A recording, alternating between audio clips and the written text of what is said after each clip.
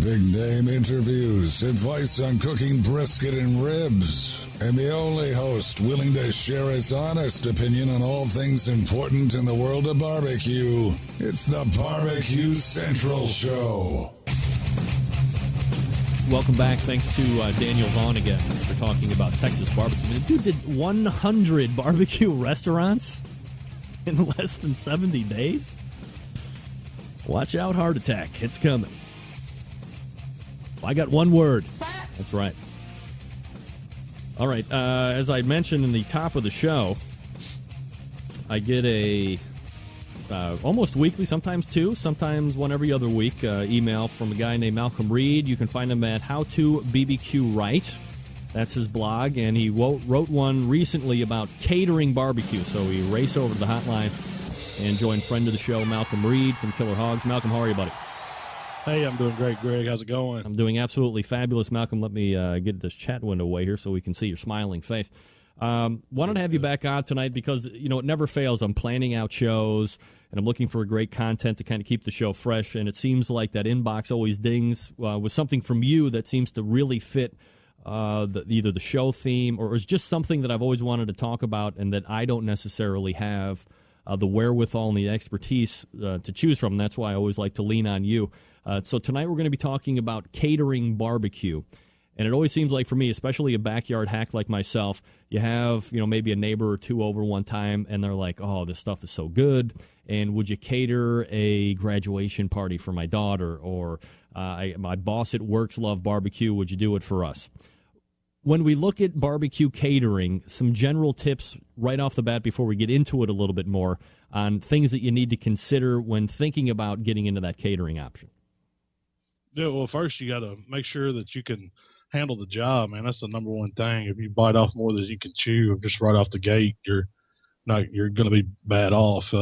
That's what we learned the hard way. Unfortunately, we had smaller cookers, and we would get people that wanted to cook an event just like you talked about for a small rehearsal dinner or something like that, or a birthday party, and if you don't really plan it out, and you got to make a price list of everything that you're going to buy, what it's going to take. That's the number one thing when it comes to catering, because every dollar counts that you spend, and you really got to sit down and work your schedule out too. It's just it's a lot goes into it, but it's, you can take on these small jobs and get a little hold on it and kind of get an idea of what's going on before you take on something bigger. All right, Malcolm Reed joining us here on the show. By the way, your setup in the background is absolutely fabulous. Trophies, you got the banner in the back. That's absolutely fantastic. When we talk about... Go ahead. I was going to say that's the MBN side of me coming out, man. It's all about the presentations. That's right. I gotta look good everywhere you go. Getting ready to get a great speech and tell me why whole hogs and hams are absolutely succulent. When we talk about setting the price, Malcolm, things that I initially think of when people ask me, it's like, what about sides and what about plates and all of this other stuff? Is there suggestions that you would tell, like if I was going to call you up on the phone and say, Malcolm, somebody's asking me to do a party, what services should I offer them? Do you have any? I always, I try to offer them everything they're going to need. But the warehouse clubs are going to be your friend, man. I'm always going to Sam's and just taking my notepad and jotting down prices and kind of try to keep a running tab of what things are going to cost you. That way you know how to price it. You see a lot of this rule, a thumb for catering, double the cost or whatever is going to, get your money back. But if you don't watch it, you can get in over your head real fast. So when you're pricing stuff, you have to, just keep everything in mind, even from the gas it's taking you going back and forth to the aluminum foil that you're going to cover the pans with. Everything costs. So really tracking it is the key. So when you're looking at all of these other ancillary items, the foil and the plates and all that, when you're marking down, it's $7 for 500 plates and it's $2 for 500 spoons. How are you delineating that from customer to customer? Is one customer buying the spoons and one customer buying the aluminum foil, or what? Well, not really. Of course, if you're doing it a lot, you're always going to have a stockpile of stuff that you can use. But the small jobs is where you get into it costing you money, because a lot of things you can't buy in a small quantity. So you really have to just break it down. And, say, for instance, Sam's, they do a lot of that for you. They'll tell you on the label on the shelf what each item's costing per, after the prices broke down. So you got a good idea of what you actually have in it. You just have to figure out a way to monetize it to where you're going to make some money selling it. All right. So, and then meat, typically it's like the double the cost. How do you put together a game plan? What are the most important things that you need to take into consideration when you start this barbecue catering business? Well, when you start, first off, make sure you got a grill or your equipment's going to handle it. Go to your local, laws and see what the health department requires. See if you have to have the food safety, serve safe training. See if you have to have a business license. I mean, a lot of times we're talking about small things, friends and family, and you can fly under the radar with some of that stuff. But if you're really going to get serious about it, you have to have everything. You have to have a commercial kitchen. You have to, there's all kinds of different regulations depending on where you live. But I mean, always play by the rules, because you don't want to, you don't want to get anybody sick. That's the number one thing. It's going to ruin your reputation. There's all kinds of things that have to factor into it, but I'm not saying you can't go out and cook your friend's birthday party for 50 people and, not be a success. Are there things that you need to ask the customer in order to ensure your success? Well, most of the time somebody's had my barbecue that's or knows somebody that's had it. So word of mouth has done a lot. But, I always want to talk to them, get a definite head count. I mean, I overestimate usually just for safety, 10% over. I don't want anybody to be not satisfied with what I'm giving them. Always check back with them after, I've probably fulfilled an order. I mean, that's just some rules that I do. And I mean, I know the quality of the barbecue is going to be good because that's what, we do it every day. So, I mean, it's just taking the time and patience and tracking your prices. That's what can really get you in trouble. And are you looking to, and I guess it kind of depends on what type of equipment do you have. Like for myself, I don't have anything that's necessarily mobile unless I was breaking down the WSMs and taking them on site somewhere. Do you want to cook stuff like you would at a competition? Do you want to try and do as much stuff on that particular site as you can in order to garner that safety side of things? What's your advice there? Well, I've come across both ways. Some customers want you to come out and cook it on site. They'll let you use their kitchen or their setups and stuff. But a lot of times it's just as easy to cook it off site too and take it to them. There's going to be more money in an on site cook because you can charge more because you're putting on a show. You're not just there cooking. A lot of people want to see what you're doing and how you're doing it, and that's part of what you're selling. Especially for us. So if we're doing whole hogs or something like that, they always want a presentation to go with it. And it makes you look like a professional, you know what you're doing, and the customers are happy when you can do that too. So if you can use their stuff, it's great, but you need to always have access to your own. Malcolm Reed joining us here on the show. Of course, visit the website, howtobbqright.com. There's also a bunch of really great videos on there where Malcolm is either evaluating products or showing you prep work and all this other great stuff. Do you like to deal? This could be a foolish question because it seems whenever I bring up chicken, everybody starts to get skittish. But do you like to cater chicken, or would you rather just stay away from that and deal with the pork butts and the briskets and the ribs if possible? If I do chicken, I like to do it pulled. That way I can, serve them fresh chicken. It's hard. Chicken's one of the hardest things to hold and be fresh. I mean, if you're talking about cooking pieces of chicken for somebody, I'd like doing it on site. It's no problem because it's coming right off the grill and going to the table. But from my experience, just catering pieces of chicken, the quality is just not there usually. I mean, your window for keeping it fresh is real small. But with pulled meat, you can mix a little sauce into it, keep your moisture in it, keep it warm, keep it in the Cambro, and it stays pretty well, fresh. So if you're going to go the chicken route, go pulled. All right. And do you find that your customers dig pulled chicken? I'm sure it's probably not something they're necessarily used to seeing. Usually it's pieces coming off the grill, but pulled chicken seems to be a fan favorite then? Well, it's something we offer. You don't sell a lot of it.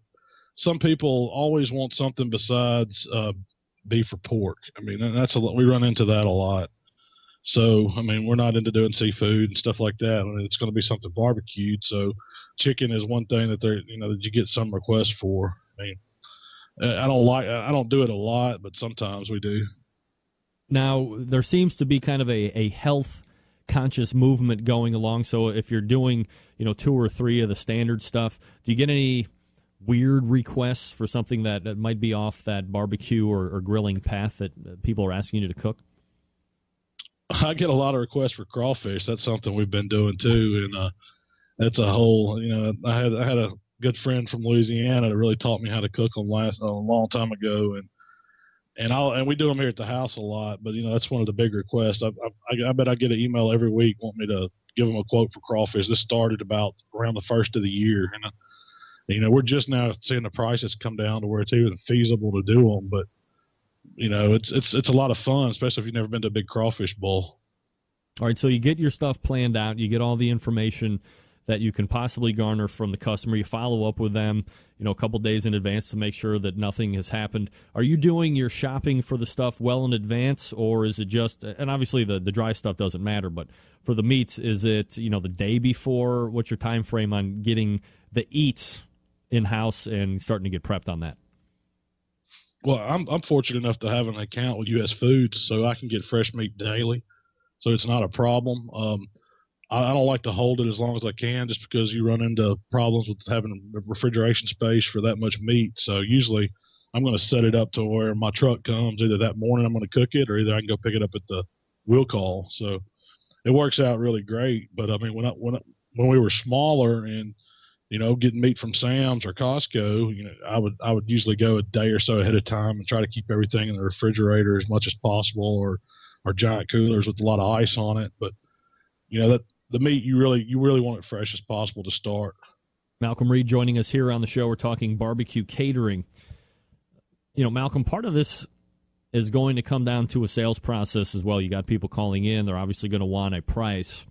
And I think it's human nature for a lot of people to think as they're telling somebody, what are they thinking about the price? Am I going to quote them too high? Am I going to quote them? Well, you're thinking, am I quoting them too high? They're going to tell me no. And then if they say yes, you're thinking, did I quote them too low, and am I going to lose my ass on this? So, I mean, you have to be firm and direct, and you have to feel comfortable as a business person to use that dirty P word called profit. Oh, you're absolutely right, man. When we first started, I mean, you're dealing with a lot of your friends or family or somebody like that, and everybody's wanting a deal. But you got to understand that it's, you can lose at this game real easy. So what I say is, don't sell yourself short. The first time that you sell something to somebody at a lower price, they're going to want that price every time. They're never going to let you raise the price on them. So if you lose some customers because your prices are too high, that's fine. That's going to happen. And it happens to me every day too. I mean, I bet I quote, for every 10 quotes, I might get a sale, but that's no problem. I know the ones I'm selling to really like the barbecue and are wanting a quality product. To me, that means more than being the cheapest guy out there. Now, you've talked about the pit, making sure that you have the right equipment to be able to handle the jobs that you might be quoting. Are there any other really key pieces of equipment for catering that you should have? Well, you got to have some way to hold the meat fresh, especially if you're transporting it when it's cooked. I mean, so you're talking about your Cambros or your Carlisle, food carriers. They're just basic catering food carriers. You don't have to have the ones that necessarily plug up and have heaters and all that built into them, because your meat's going to stay fresh for 4 to 5 hours in an insulated carrier. But I mean, just your basic barbecue stuff that we use at contests, tables and coolers for keeping the stuff cold when you got it, and your food service pans and stuff like that. That's all the important pieces of equipment. I mean, the other thing is just your smoker. I mean, that's pretty much all you need. All right, let me ask you this, Malcolm. I'm going to put you on the spot here and see your catering expertise. Let's say we have a 125-person event that's going to be outside, obviously off-site cooking, 3 meats. Do you do veggies, like potatoes and stuff like that? We do sides. All right, 2 veggies. 2 veggies, a salad, and drinks and dessert. Is that, what do you think we're looking at here? Per person for 3 meats, I would say you're going to be about between $13 and $15 a head, depending on what the meats are. That's not including ribs. Because ribs are going to be more expensive then. Right. Ribs are always more expensive. That's what pushes it up. I mean. And then if you're talking ribs, if you get talking ribs, brisket, and pulled pork, you're going to be up around 22, somewhere like that a head. And then meat, the veggies and the salad and the drinks, that's all going to be additional on top of that. Well, that would be figured in. I would, the sides, most sides I'm running, less than $1 a head person. And that's the way I figure it. When you go break the cost down, say beans or slaw or potato salad or something like that, you're 30 or 40 cents your cost. But then, you turn around and sell it to them for $1, $1.50, something like that is in my area. That's generally what it runs. But, and when you're talking to 125 people, you can cut the price down a little bit because you're selling a bigger volume. And that's what a lot of people don't understand. A small, say if you called up and you had 20 to 25 people you wanted to feed, well, your price is going to be a lot higher because it's costing me more to cook a smaller load than it is that big load because I see the profit that I'm making off the big one. Malcolm Reed joining us here on the show. We're talking barbecue catering. Malcolm, before I turn you loose here, do you want to take the Survey Tuesday questions? Sure, man. All right, here we go. Survey Tuesday questions. Question number 1. Do you think Barbecue Pitmasters will be a winner or a loser this season? I think it'll be a loser. They're going to mix in, the original format with maybe a little bit of their challenge-style format. So I think it'll be a lot better. All right. The best barbecue accessory to have is? Oh, a thermopin. All right. You got to have it. A lot of thermopins tonight. Favorite barbecue book? Mike Namey Mills' book, Peace, Love, and Barbecue. That's probably my favorite. That's the first time I've heard that tonight. Typically, that's one of the first one or two out of people's mouths when we're talking about books. We are talking with Malcolm Reed.